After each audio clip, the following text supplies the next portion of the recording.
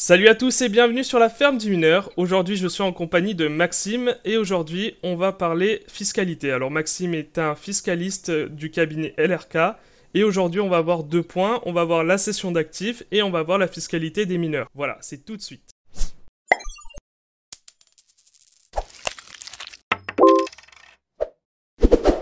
Bonjour Maxime. Bonjour, bonjour. Alors aujourd'hui, on va parler de la fiscalité des cryptoactifs.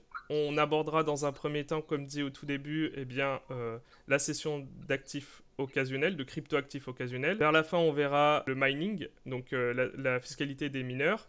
Et tout à la fin, on parlera rapidement des cartes crypto du type Binance Card ou Wirex.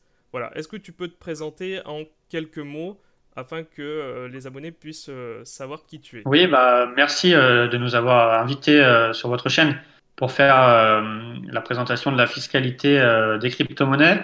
Alors effectivement, moi je suis juriste fiscaliste. J'ai une chaîne YouTube spécialisée sur la fiscalité où on aborde beaucoup de thèmes fiscaux des plus spécifiques aux plus généraux et notamment la fiscalité des crypto-monnaies. Alors on a une précision, on a des données juridiques en matière de fiscalité sur les plus-values de cession occasionnelles par des particuliers d'actifs numériques, donc prévu par le 150 VH bis du Code général des impôts. Après, pour ce qui est cession habituelle ou même activité de mining, là on est plus dans le flou juridique et c'est plutôt de la transposition par rapport à des régimes existants. Donc c'est ce qu'on va voir dans la vidéo.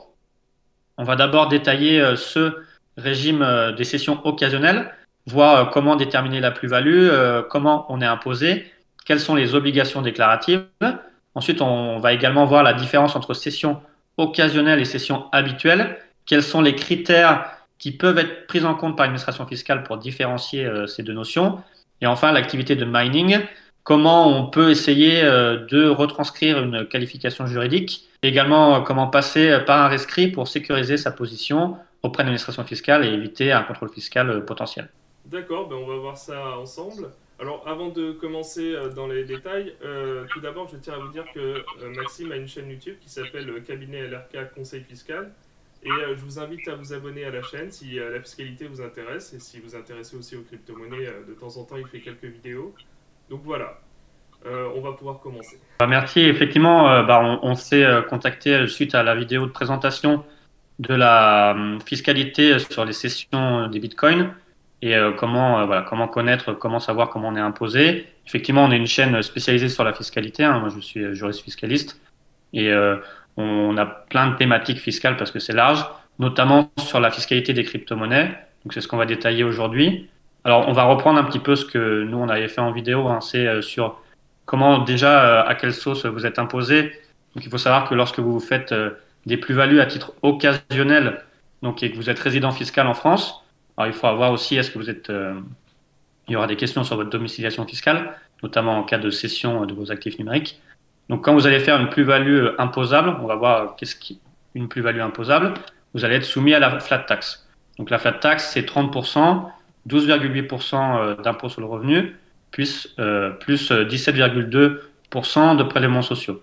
Donc ça, c'est votre imposition de base lorsque vous allez déclencher une plus-value imposable en cas de cession occasionnelle d'actifs numériques. Ensuite, il faut savoir qu'est-ce qui va déclencher une plus-value imposable. Donc là, il y a une définition qui est claire par l'administration fiscale. C'est lorsque vous allez faire un échange de vos actifs numériques contre une monnaie qui a un cours légal. Donc c'est les monnaies fiat.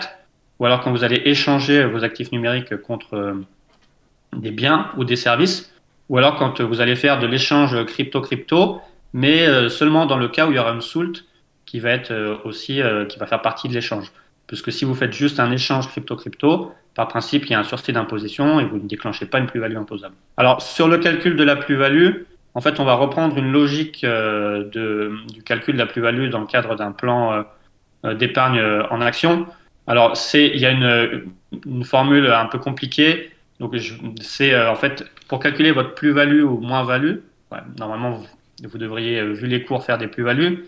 Elle va être égale à la différence entre votre prix de cession et le produit du prix total d'acquisition de l'ensemble de votre portefeuille d'actifs numériques par le quotient du prix de cession sur la valeur globale de ce portefeuille. Donc oui, effectivement, on vous mettra en lien les liens de la doctrine administrative qui sont librement accessibles pour ceux qui voudront aller encore plus loin sur la fiscalité des cessions occasionnelles des actifs numériques.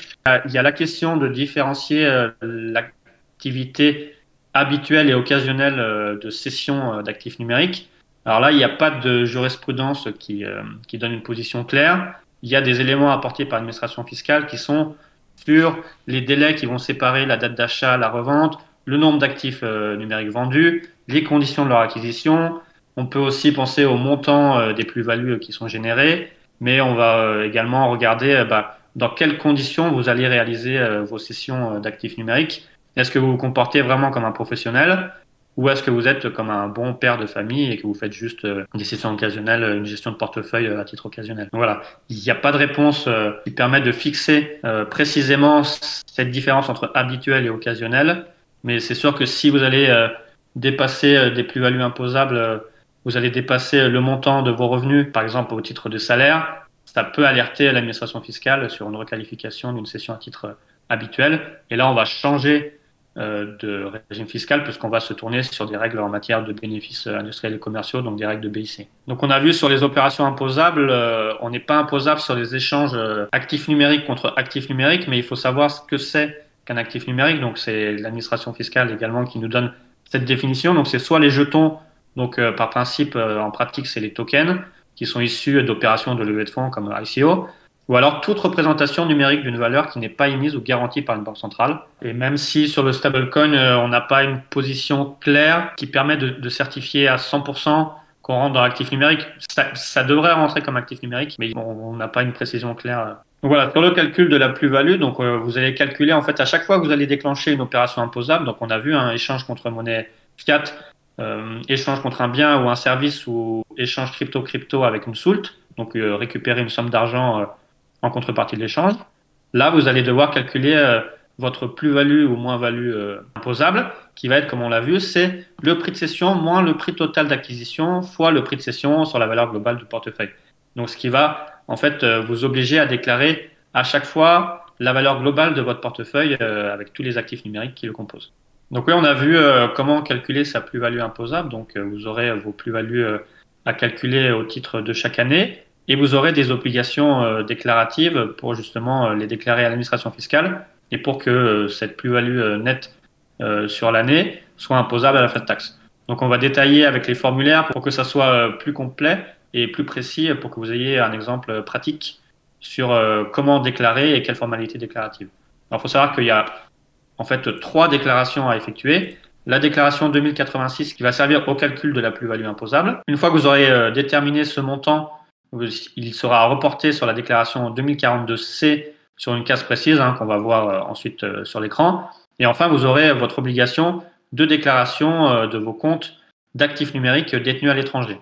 Voilà, et c'est des choses à faire puisque sinon, il y a des amendes qui sont assorties pour défaut de déclaration. Donc la première déclaration, c'est cette déclaration 2086. De toute façon, vous aurez toutes les déclarations sur votre espace personnel. Quand vous allez faire votre déclaration d'impôt, normalement, la session déclarative va commencer en avril 2021, vous aurez, lorsque vous allez aller sur votre espace particulier impôt.gouv, vous aurez accès à ces documents, à ces formulaires. Il faudra cliquer sur le numéro de formulaire pour pouvoir faire ces déclarations.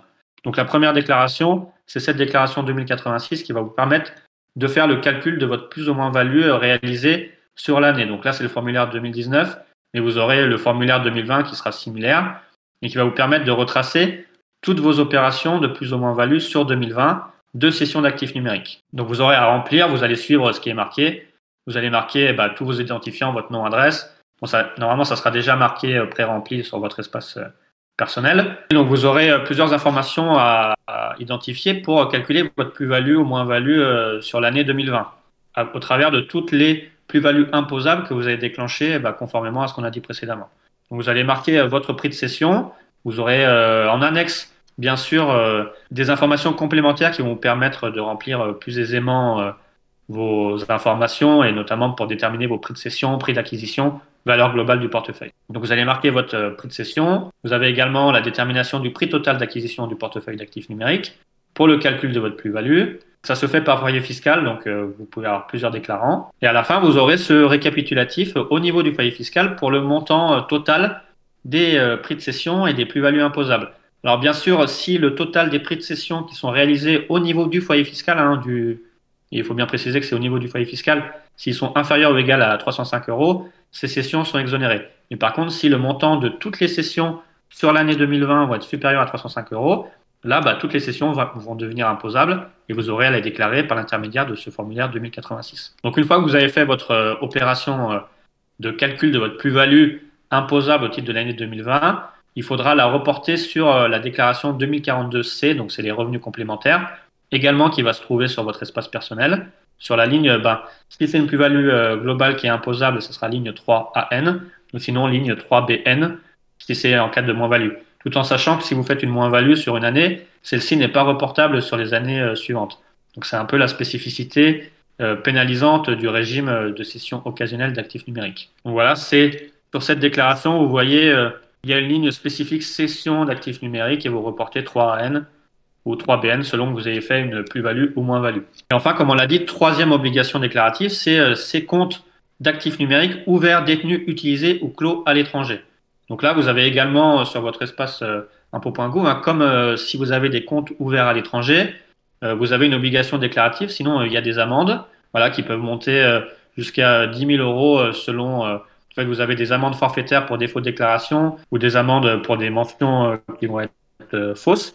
Donc ça peut monter justement à ce montant de 10 000 euros maximum. Et donc c'est pour ça que c'est important de remplir ces déclarations. Vous n'avez pas à mettre le patrimoine total de ce que vous avez sur vos comptes, mais il faut en fait détailler quels sont les intermédiaires qui détiennent, par lesquels vous détenez vos comptes d'actifs numériques, donc ouverts, détenus, utilisés ou clos à l'étranger, au titre de l'année de référence. Donc, lorsque ça sera votre déclaration en 2021, en avril 2021, vous devrez déclarer tous les comptes d'actifs numériques que vous avez détenus en 2020. Donc on peut voir, vous allez indiquer qui est titulaire du compte, si vous avez d'autres personnes de votre foyer fiscal qui ont des procurations. Vous allez détailler l'intitulé du compte, tous les identifiants. Et à la fin, bien sûr, comme je l'ai dit, vous aurez une notice si vous avez des questions complémentaires qui va vous permettre de remplir conformément aux obligations fiscales cette déclaration. Donc c'est la 3916 bis, puisqu'on a la 3916 pour les comptes ouverts à l'étranger et cette 3916 bis pour les comptes d'actifs numériques ouverts, détenus, clos, utilisés à l'étranger. D'ailleurs, à propos des déclarations des comptes détenus à l'étranger, beaucoup ont des comptes type exchange, donc des exchanges numériques. Oui.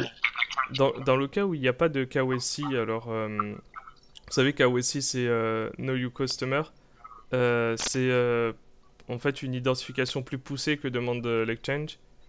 Dans ce cas-là, est-ce que l'administration fiscale a moyen d'aller mettre son nez dans ce genre d'exchange?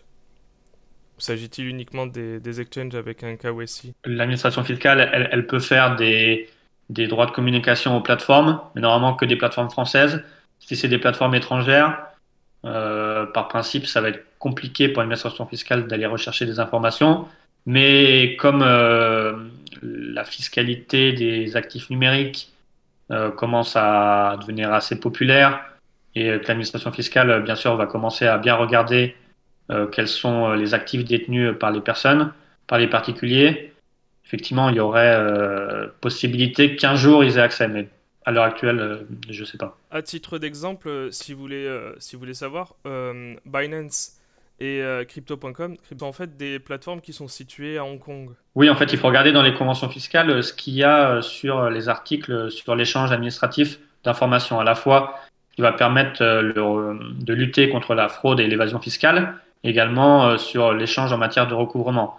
Donc, il faut regarder par rapport au pays d'installation de la plateforme, effectivement, quelles sont les possibilités de recouper des informations dans la convention fiscale, s'il existe une convention fiscale.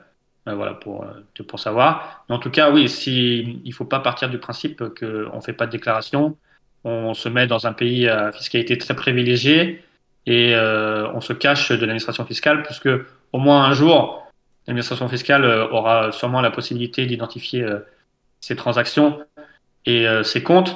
Et là, on partira sur des choses, des sanctions plus sérieuses que des sanctions fiscale. On pourra partir sur des délits de fraude fiscale parce qu'il y aura un montage fait de manière intentionnelle pour échapper à l'impôt en France, et là avec des sanctions beaucoup plus importantes. Donc on aurait terminé sur la fiscalité des plus-values d'actifs numériques à titre occasionnel par des résidents fiscaux en France. Oui. On a vu que par principe c'est cette flat tax qui va s'appliquer sur la plus-value imposable comme on a déterminé par rapport aux informations qu'on a expliquées précédemment. Ensuite, on a vu qu'il faut préciser la différence entre cession occasionnelle ou à titre habituel. Donc, on a vu que l'administration fiscale a donné quelques précisions, mais que la jurisprudence n'a pas vraiment fixé cette différence, que finalement, c'est plutôt du cas par cas et qu'il convient, s'il y a vraiment beaucoup d'opérations, que les montants sont très importants, qu'il y a un risque, voilà, qu'il y ait une requalification, peut-être de faire un rescrit auprès de l'administration fiscale pour savoir dans quelle catégorie d'imposition on peut se fonder. Il faudra bien respecter ses obligations déclaratives également. Et pour ce qui est du côté mining, effectivement, par principe, l'administration fiscale également a énoncé que c'est une imposition au titre des BNC. Alors effectivement, sur la documentation juridique sur l'activité de mining, là, on n'a rien, même en matière comptable. C'est assez compliqué de savoir ce qui doit être appliqué.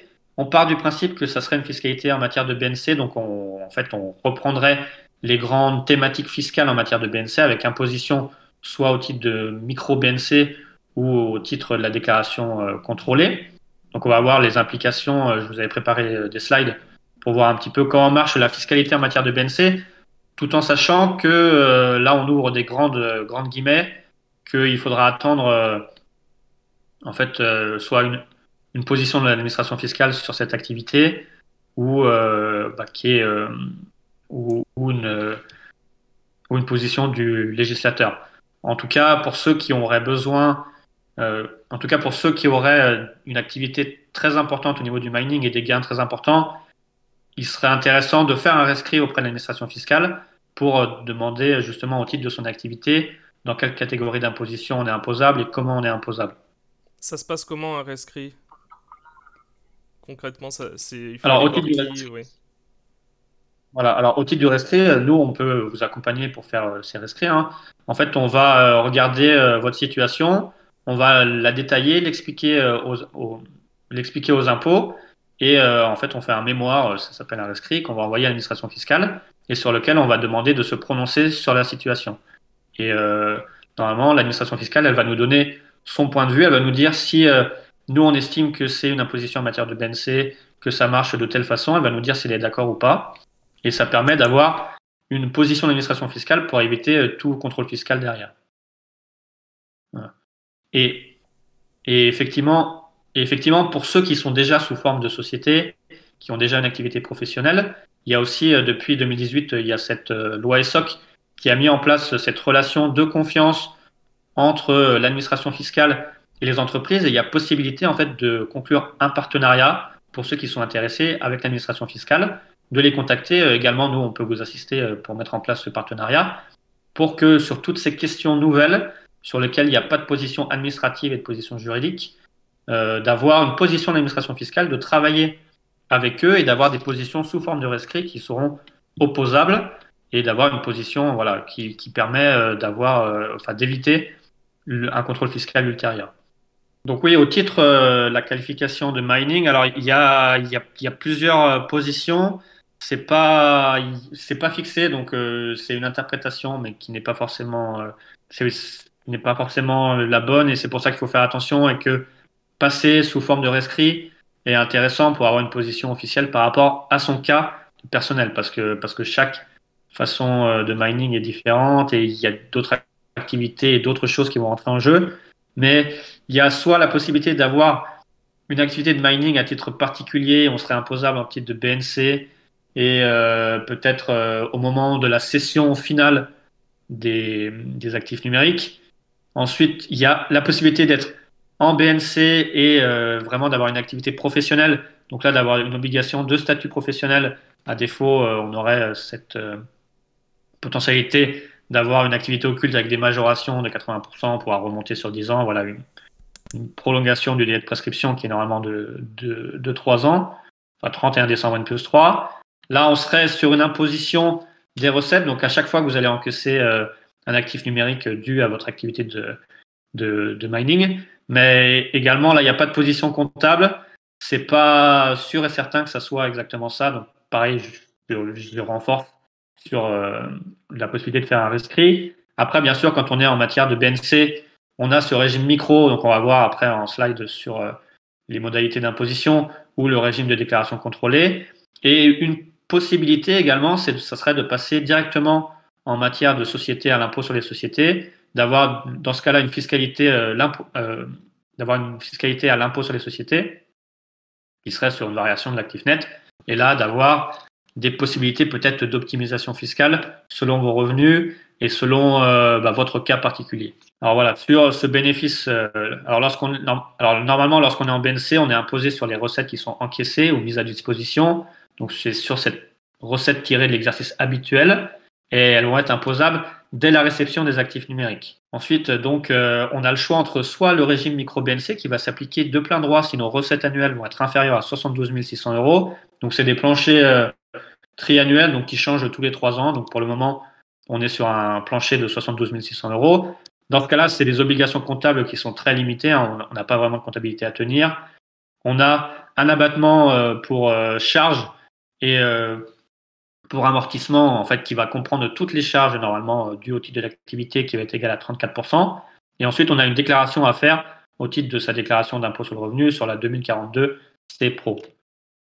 Voilà, c'est cette déclaration à faire en même temps que votre déclaration d'impôt sur le revenu. Normalement, c'est cette case à faire ensuite marquer vos revenus imposables. Sur ce qui est en matière de déclaration contrôlée, donc là, en fait, on va permettre d'être dans un régime réel, c'est-à-dire qu'on va pouvoir déduire des recettes toutes les charges pour leur montant réel. Donc, par principe, on est dans le régime de déclaration contrôlée si nos recettes annuelles sont supérieures à 72 600 euros. Mais si nos recettes annuelles sont inférieures à 72 600 euros et qu'on est sous le régime micro BNC par principe, on peut quand même opter pour ce régime de déclaration contrôlée parce que ça va nous permettre de déduire des charges, de déduire toutes nos charges en lien avec notre activité, de passer des amortissements, notamment sur notre matériel informatique, sur l'activité de mining.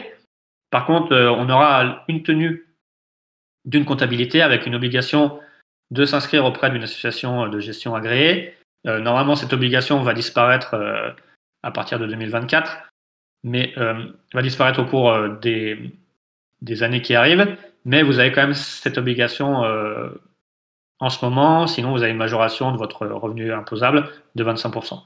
Et vous avez également au niveau des obligations déclaratives, votre déclaration de revenus 2042C Pro et une liasse BNC à déposer qu'on appelle la déclaration 2035 SD. Donc là, c'est pareil, c'est la même déclaration. Normalement, c'est là où vous mettez votre revenu imposable. Et vous avez cette liasse, ce compte de résultat fiscal à faire en matière de BNC. Alors après, il y a la question de la fiscalité en cas de cession après des actifs numériques. Alors si ça a été mis en tant qu'actif professionnel, on serait dans un régime de plus-value professionnelle. Si c'est inscrit dans le patrimoine privé, on reviendrait sur ce 150 VH bis, donc sur cette flat tax. Mais là, il n'y a pas de position. Là, je ne peux pas vous dire que c'est le traitement fiscal qui est vraiment applicable. Là, c'est pareil. Il faudra en fait avoir un rescrit sur l'activité totale pour avoir une position ferme de l'administration fiscale. Ensuite, voilà, comment optimiser? Vous nous avez demandé comment optimiser. Ça peut être une piste de réflexion, tout en sachant qu'on n'a pas de documentation juridique ou comptable sur l'activité de mining au travers d'une société à l'IS. Donc là, on est sur une imposition sur un bénéfice net, donc variation de l'actif net. On peut avoir un régime réel simplifié ou normal. Par principe, on a un taux d'imposition d'impôt sur les sociétés à 15% sur les 38 120 premiers euros de bénéfices. Donc ces bénéfices, donc ces recettes moins charges. Et après, on passe à un taux de 26,5% pour les bénéfices qui vont être supérieurs à 28 120 euros. Et normalement, à partir de 2022, à 25%, un taux d'IS à 25%. Là, bien sûr, comme on est sous une création d'une personne morale, on doit tenir une comptabilité commerciale, donc il y a des obligations de l'IAS fiscale. Il y aura des frais de création, hein. Il faudra créer une société type SAS, type SASU si vous êtes associé unique. Vous aurez donc ces frais de création, ces frais de gestion parce qu'il vous faudra un expert comptable et les frais et aussi des obligations administratives et des obligations juridiques comme le dépôt d'une liasse fiscale. Là, c'est comme dans le cas de la déclaration contrôlée, c'est un régime réel, donc vous pourrez déduire toutes vos charges réelles qui sont dans l'intérêt de votre activité, passer des amortissements. Et effectivement, l'intérêt d'une société à l'IS, c'est quand vous avez déjà un salaire à côté et que vous n'avez pas besoin de cash immédiat, c'est de pouvoir en fait éviter toute imposition personnelle si vous ne faites aucune distribution de votre bénéfice après impôt sur à votre compte personnel. Donc, ce que je veux dire, c'est que si vous avez votre activité de mining au travers d'une société à l'IS, alors déjà, il faudra voir comment comptablement on peut transcrire ça dans les comptes et aussi en matière fiscale. Là, il n'y a pas de position. Donc, c'est également là, c'est vraiment très intéressant de faire un rescrit. Mais tant que vous gardez votre bénéfice dans la société et que vous ne distribuez pas un dividende à titre personnel, vous n'avez pas d'imposition personnelle. Mais si vous distribuez un bénéfice, bah, vous avez soit cette flat tax sur l'imposition des dividendes ou alors possibilité d'opter pour le barème progressif selon votre taux d'imposition et le taux d'imposition du foyer fiscal. Donc voilà, donc on a fait à peu près le tour de la fiscalité, en tout cas au niveau de la fiscalité cession occasionnelle d'actifs numériques par un résident fiscal français. Là, c'est à peu près clair, on va dire. On est sur un régime qui est détaillé par le législateur et par l'administration fiscale. Pour ce qui est d'activité de cession à titre habituel, là, on est dans un régime de BIC, mais on n'a pas d'informations complémentaires. Et également, pour l'activité de mining, on n'a rien. Donc, c'est vraiment un flou juridique. Et là, de faire un rescrit, ça serait très important, notamment si vous avez des montants importants et que vous avez des recettes supposément imposables pour un montant important. Voilà. Donc, on a vu à peu près tout ça. Effectivement, après, il y a des questions de résidence fiscale.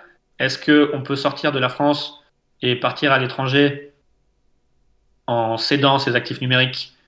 Et est-ce qu'il y a l'exit tax qui va s'appliquer? Par principe, non. Mais l'objet de l'exit tax, c'est quand même d'imposer en France qui aurait dû être imposé en France sans le départ à l'étranger.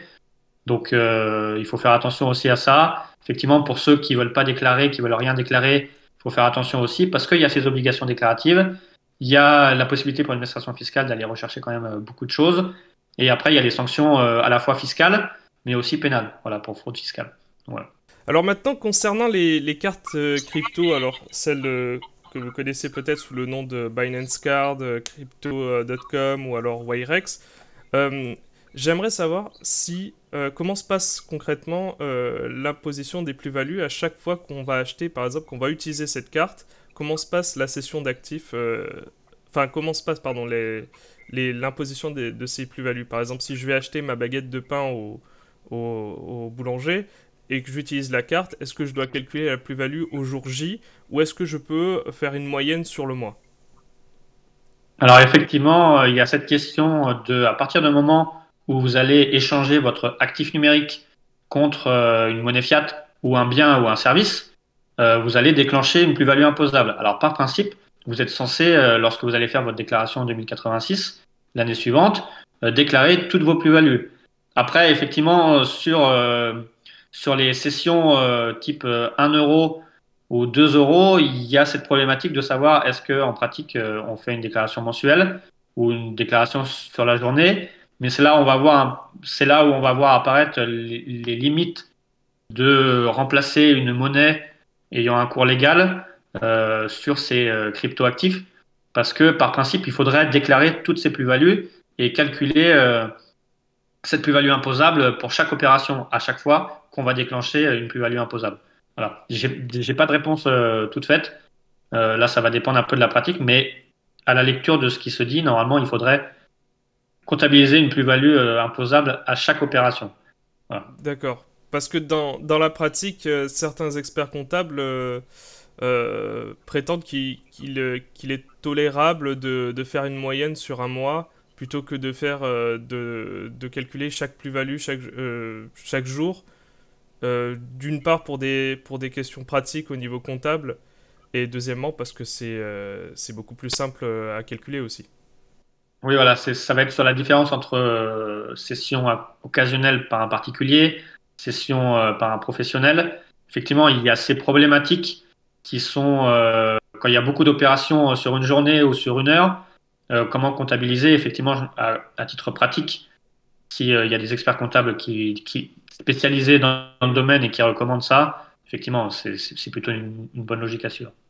Alors voilà, merci Maxime du cabinet LRK de nous avoir éclairé sur la fiscalité des crypto-monnaies, des cessions d'actifs et aussi vers la fin des mineurs. Merci. D'ailleurs, on mettra vos coordonnées dans la description au cas où vous auriez besoin de faire un rescrit auprès de l'administration fiscale, c'est toujours utile. Notamment comme Maxime vous l'a dit, en cas de grosses sommes, eh bien c'est toujours mieux quand même d'être tout à fait net au niveau de l'administration fiscale. Donc, si vous avez aimé la vidéo, n'hésitez pas à mettre un like, n'hésitez pas à vous abonner, ce n'est pas déjà fait, et on se retrouvera pour de prochaines vidéos.